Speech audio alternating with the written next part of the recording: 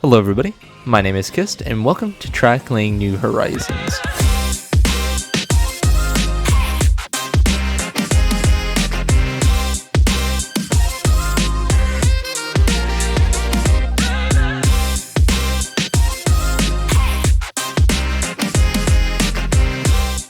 This will be a tutorial Let's Play series where we build from industry to industry around the Lake Valley map.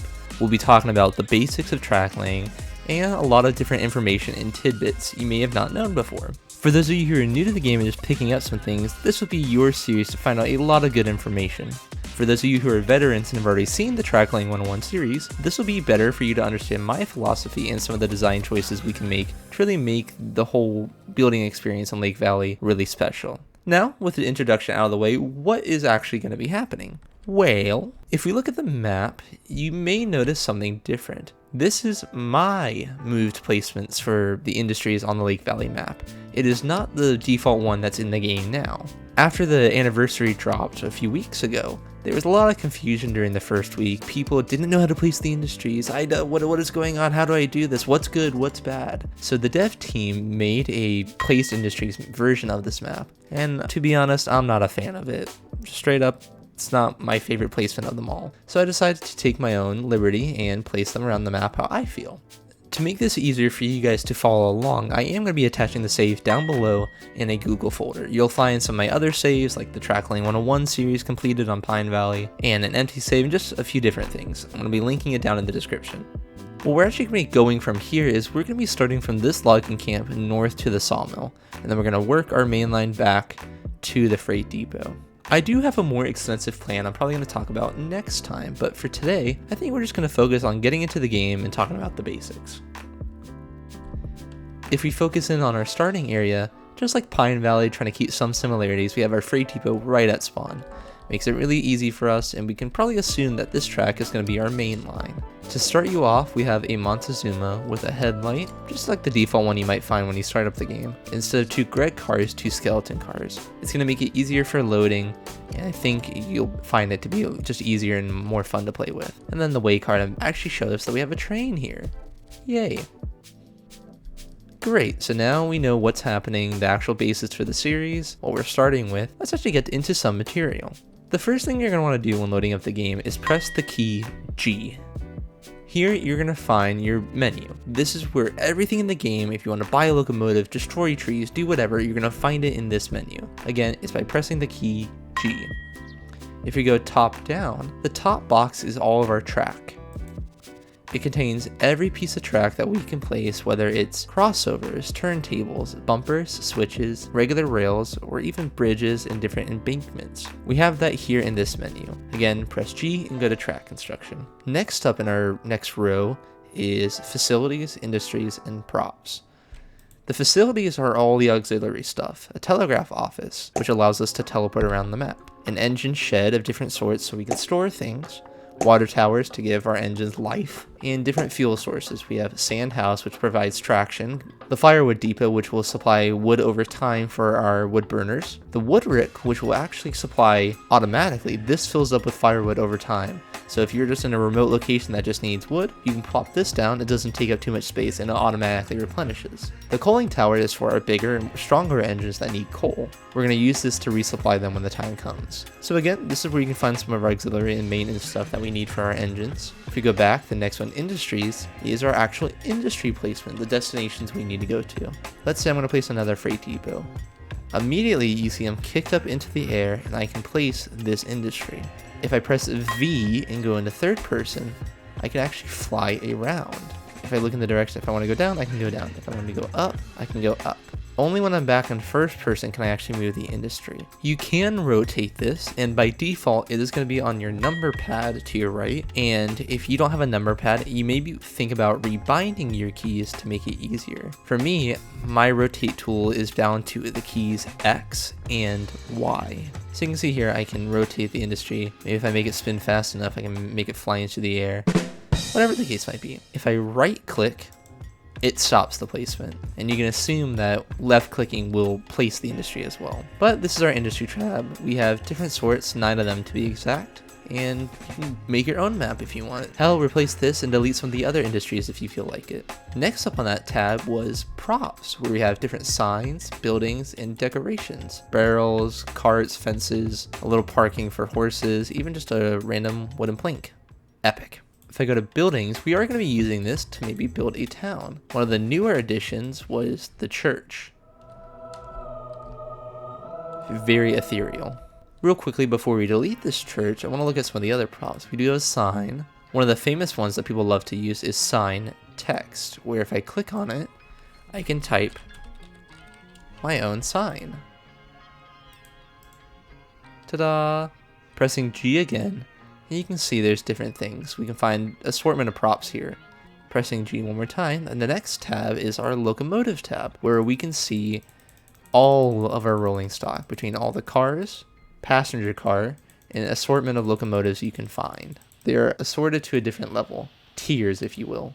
You can explore this more. If you want to, you can name the number of the engine. So let's do number 02. Name, I'm going to name this the Kistel, because why not? And the tender, let's say Lake Valley Railroad. You can see I can fit it here. If I go to some of the other engines, it fits it, and so on and so on. I can change. Let's go to the next one. I can change maybe the smokestack for some of this, my headlight option, and the paint scheme. Look at that one. It's very bright and lovely. I think I'm more of a fan of the blue. And if we focus real quickly, one of my favorite tricks is if you type inequality, or you can think open caret, I like to think caret, BR, ending caret, you can see here, it made it double text. If I get rid of it, now it's one line, but if I do paste it again, it's 2 lines. So there's another trick you can do when it comes to naming your engines. If I dance around, it happens on all of them, it seems like. So that can be a fun trick you can use for naming your engines. If I press G again, if I go to the Demolish Tool, a little wrecking ball breaking some bricks, I can toggle what I want to do, whether it's the locomotives or cars, props, different facilities, bridges, groundwork, rails, or I can just use delete all. So if I go up here, you can see it's highlighted on it. Delete. Same thing here. Delete. I don't know if I can delete. Nope. But you can go around and delete different things. I can delete the Montezuma, the freight depot if I really wanted to. But I'm not going to do it, but I can if I wanted to. Clicking it again, you can see we can just hold it around, move it around, and delete different things at our whim. The Rerail Tool, I can demonstrate this. If you go to this car, I just hover over another piece of rail, and it re-rails it to that select piece of track. If I click my left mouse button, now you can see the little brake is on the other side. I'll click it again. Now it's back to the left. So left clicking will be able to move the the skeleton car around. And this happens to any of the engines or cars. I can do it to the Montezuma. Or if I click again, I can turn it around. Ta-da! And you can use this maybe if you have a derail or if you're just trying to move things on the down low. You can do that at your own discretion. One of the other things you can do is link cars together. What you want to do is left click to put the link in, then right click to establish the pin. You do not want to put a link and pin for both of them. This will not work. You need to leave one coupler open to be able to link 2 cars together. Our last tool is the logging tool. So if we go over here back to this rock, I can use this tool to remove different decorations around the map. If I go to a tree, if I just click on it, I don't know if I can do anything here, I'll be able to demolish the tree. Easy peasy, lemon squeezy. I'm going to go over here. Another thing you can do is simply hold this together. You don't have to click each time, but if you hold it, oh, come on. It's not working in this case, but on certain scenarios, you can just hold the logging tool and delete things. If I want to get rid of this rock, boop, delete. And that is really enough of the basics for now when it comes to just getting into Railroads Online and moving around the UI and getting everything. Press G, open your menu, and you can find everything assorted here. What we're going to want to do eventually is click track construction. But let's go over to the logging camp and start construction there. Now that we're at the logging camp, I just want to talk about the actual pieces of track we can use to work with. By pressing G once again, we can go to track construction and look at all the different rails. I think we're going to start top to bottom. The most common piece of rail you're going to use is either 3-foot rail 1, 2, 3, or 4. And what is the actual difference? Well, if you look at the description, railroad track on a grade with a maximum grade height of 1 meter above ground, useful on flat terrain. Blah blah blah blah blah. Basically, these are the height of the dirt or fill underneath the track. If I do 1, let's see if I can do it here. You can see that this track is not super tall. It doesn't have a lot of dirt, again, or called fill, underneath the rail. If I try placing it, it won't work. However, as soon as I get to terrain that's not so tall, I should be able to place it. Ta-da! Another important thing is after you place a piece of track down, we're looking for this golden link, forever and always. If I left click, I can drag a piece out. Now I'm kind of doing an advanced thing called circle mode. If I don't have that box toggled, I can just drag a piece out. Let's see if I can place something. Ta-da! My first piece of track. Isn't it beautiful? Yeah. But again, we have different heights, so let's do 3-foot rail 1. Let's see if I can do it at a more suitable height. I should only be able to place this for a short amount, but if I go to my second one, you can see here, this one's a lot taller. There's a lot of dirt underneath it. So you can see I can do more with it. And if I go to 3-foot rail 3, I can go really tall with it. There's a lot of dirt here. The point is, you're going to use an assortment of rail 1, 2, and 3 to get a different height within the rail. And we're going to use that to our advantage as much as possible. The last one on that row was 3-foot rail 4. And how we're going to be using this is just flat ground. There is no dirt underneath it. It is just the track and the wood beams, what we call ties. So 3-foot rail 4 is the rail without any dirt or fill underneath it. When I delete it again, now we get rid of it. I personally am a fan of using the dirt as much as possible over using 3-foot rail 4. Other people may differ. Some people like it. They think it's more realistic just to plop it on ground. It's up to your preference. Everything comes down to your preference and what you want to do. But that's our little discussion on the rails so far. The next list is all of our switches. The first two are switches that turn to the right. The next two are switches that turn to the left. And this one is a 3-point switch. 1, 2, and 3. If we actually look at all the variations, as you can see, all the switches, they're very similar, but the switch stand, this thing, is on different sides. It's a nice variety because it doesn't conform us to use switches in one manner.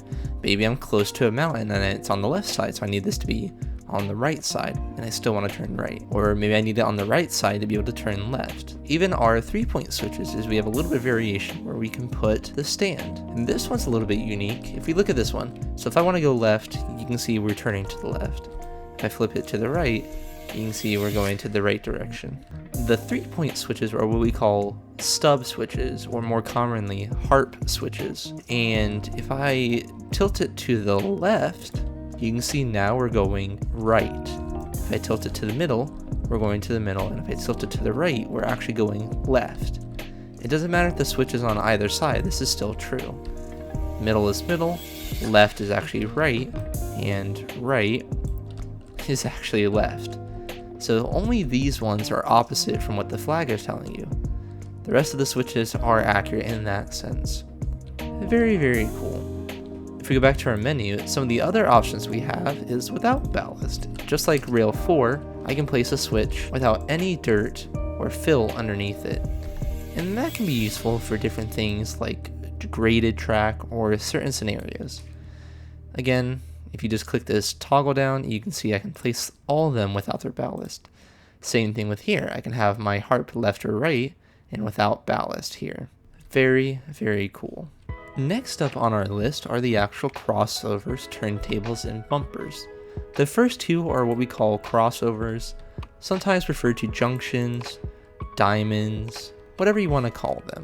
I am personally going to call them crossovers, and you might find other people who like to call them one way or the other. It comes down to your preference always. This one is at 90 degrees, the one we already placed, and this one is at 45 degrees. These are the only 2 diamonds or crossovers we have currently, and I hope eventually we get more, maybe a 30 or 60 degree, or even just to make our own. That would be a really cool feature. But we can use these for maybe junctions, main lines crossing each other, certain tracks. These actually give us a lot of possibilities with our track construction. The next on our list are the turntables. Turntable 1 is for your smaller engines, and turntable 2 is for the bigger engines. And you can see the wider one, this one, turntable 1, is very small compared to it. They're close, but you'll find out. This one can only hold your small to medium, while this one can hold all the engines. So more often than not, I would rather use the bigger turntable over the smaller one, because it's more versatile for us. Lastly on the list is our bumper. As the name suggests, we're going to use this for end of tracks. When we want the tracks to stop, we know we're going to use this. This one comes without any fill or ballast underneath, so we're going to use this for our end of track devices, and it's going to be really nice when it comes to yard construction or just even here at our logging camp. Real quickly, just like we have 3-foot rail 1, 2, and 3, we also have the dirt, the fill, without the tracks on them. There's embankment 1, here's embankment 2, even more, and embankment 3, just a lot of dirt. We need to switch to all, and we can use those for maybe some decoration, we'll see. And our final thing is the bridges and our little stone wall. The bridges, as the name suggests, are bridges. We have 3 different types: bridge 1, 2, and 3. They are in order from shortest to tallest, except for these 2. So as you can see, I have a very long wooden bridge. But notice how I transition to it. I have my regular piece of track, a stone wall, and then the bridge. Now you can variate the actual size and just how you're using them specifically, but this is my recommendation. Not necessarily a rule, but a really good thing to do when it comes to your track building is always try to do groundwork, wall, bridge. If you're ever making a bridge, try to do this combo as much as possible, as it's really going to make it look a whole lot better. To end this whole discussion, I actually want to show you in a really clear view the actual difference of height between all of the pieces. If I actually start left to right, this is rail 4. Has no ballast, it can just be placed on the terrain, no issue. Then we have rail 1, where it's just 1 meter of dirt or fill underneath the rail. 3-foot rail 2 is 5 meter of dirt underneath the rail. 3-foot rail 3 is 9 meters of dirt underneath the rail. The stone wall is also 9 meters, but you can clearly see the difference in texture and overall aesthetic between 3-foot rail 3 and the stone wall. The next one is wooden bridge 2, standing at 12 meters. Second to last is wooden bridge 1 or bridge 1, standing at 15 meters. And then the steel bridge standing at 30 meters. That is 90 feet in imperial. We can use all of these to our advantage and just be able to create a different variety in our track and styles. We can also use different things like the truss to help create a variety of bridges as well. This is going to be really great when it comes for us to build and to do a whole lot of things around this map. But I think we covered enough of the basics. We have our menu, our different categories, and then all of the information on our track pieces. So let's actually begin to use them. Let me clean this up real quickly. And excellent, I just got all this cleaned up. Now we can actually begin to build. Again, we're going to try to get to the logging camp to the sawmill. And the first thing I want to do is start where we need to load. One of our first goals is we're going to take logs from the trees we cut down over to the sawmill to be processed into wood products such as lumber and beams. So if I actually just click it, let's see where it swings out. It could be either really short, really far. Okay, so it's kind of far away, it's a decent amount. What we're going to try to shoot for is to make the center of the rail exactly lined up with the logs. And one of the things I found was if we use bridge 2, let's see if I can turn it. To figure out how to turn it, if you look on the right hand side of your screen, you'll notice that it gives us a whole number of keybinds we can do. And if I'm not too much of a fan of using the number pad, you can hit escape, options, controls, and rebind everything.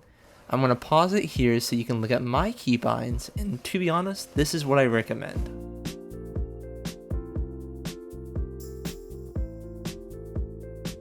Excellent. Let's go back into the game and continue. What we want to do is go ahead and grab Bridge 2. It doesn't matter, but I think just it makes it easy to grab the first one.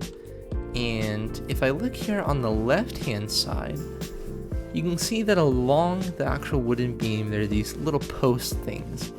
And I'm going to use them to mesh them in with the platform. And now I'm going to place. You can see that it's going to roughly stay in line almost completely. And what does this do? Well, if I actually hit the crane, see if it'll actually activate. We'll see if it's lined up on the rail, if it's not, or whatever the case might be. Almost perfect, just a little to the right. That is really good, and that's what we're gonna do.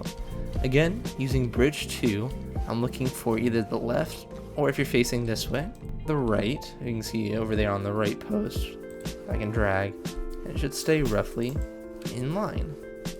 Very nice. So now that we have that, I'm actually gonna get my 90-degree crossover.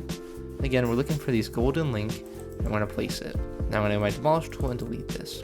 I do want to talk about it more next time, but we're going to talk about circle mode just very briefly. By pressing enter, or whatever the keybind is, to enter circle mode, this allows us to be really accurate with our placement. If I don't do it, you can see there's a lot of variability, and it gets hard for me to want to place things straight. I think that looks straight, but I think I can be off just ever so slightly. So I want to use circle mode as much as possible to make sure I can stay straight and accurate. I'm going to take this wooden bridge to just drag it along to here. The reason I want to do this is because when playing single player, it's going to highlight the area when it comes to loading. But whenever I bring a car in here, I'm going to be able to line it up to the crane, or if I just know, hey, if my car is on this section of track, I'm good to load. From here on, let's say this side, because I know we're going to have to go back, I'm just going to drag it maybe to the end of this staircase. There we go, just a nice long piece of track, looks good to me. What we're then going to do is on the other side, drag it out, but this time not as much. I think I'm going to go for 28 exactly, and you'll see why.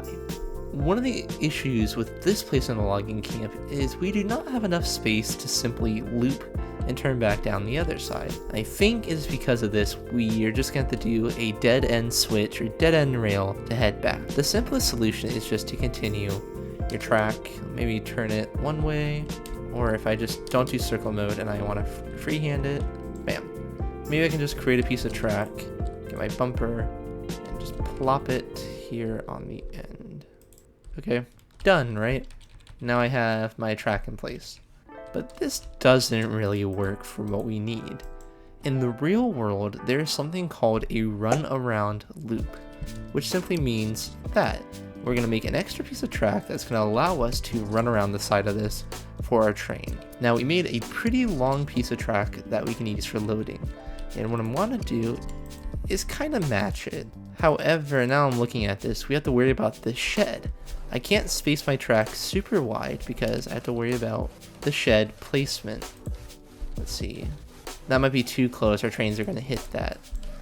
One of the very famous things you might see are people do this to get their spacing. It's very easy, you get the two crossovers. Oh, but now you can see again we're hitting the shed. So how do I actually make sure I can get it closer and still have that second track?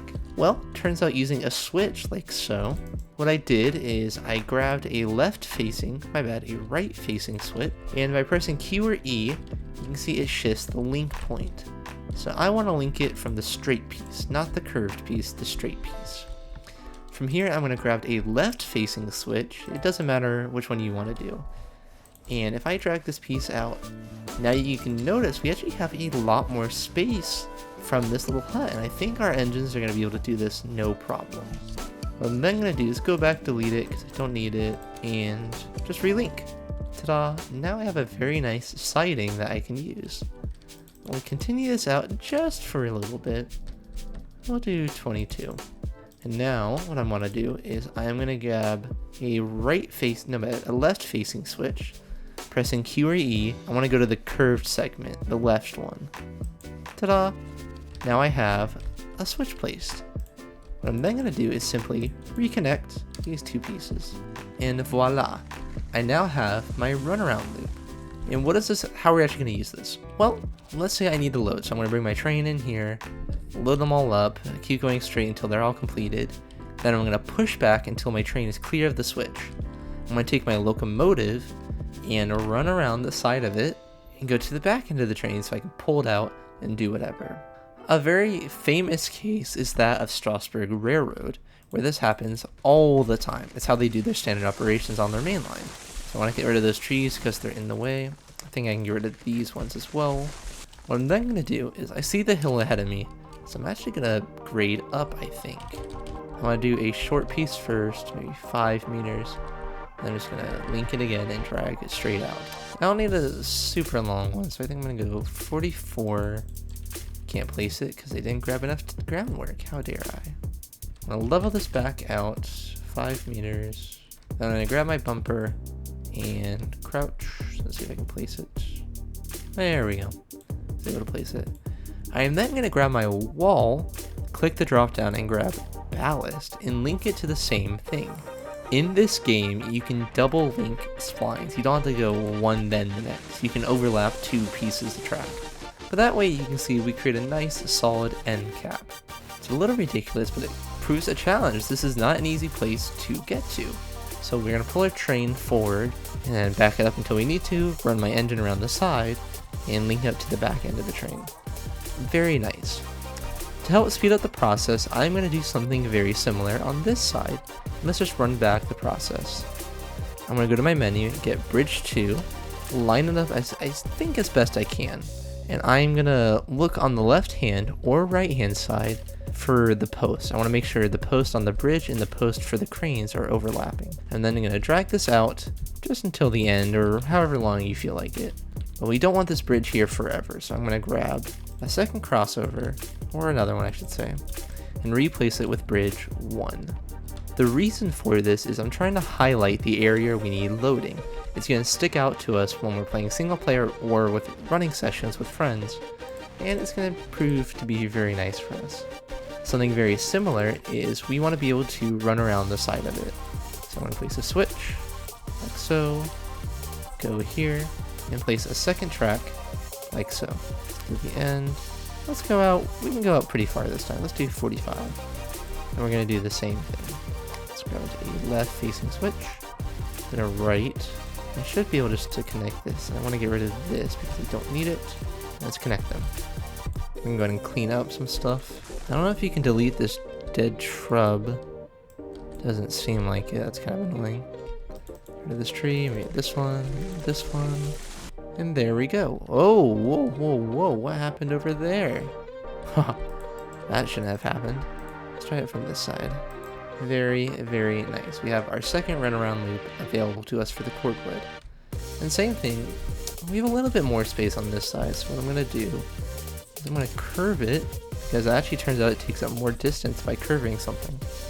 Go straight. No, that's too much. So we're going to curve up 2.5 or 13. Then we're going to go straight to 3. Excellent. I'm actually going to straighten this out and level it back down. Very nice. Grab our wall again. Extend it out. Boom! Now I have our second runaround line, or extension I should add, to the cordwood. It looks very nice.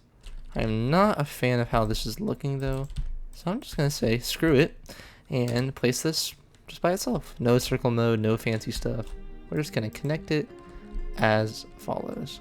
It's kind of funny, makes it a little daunting, but I'm actually really excited for that.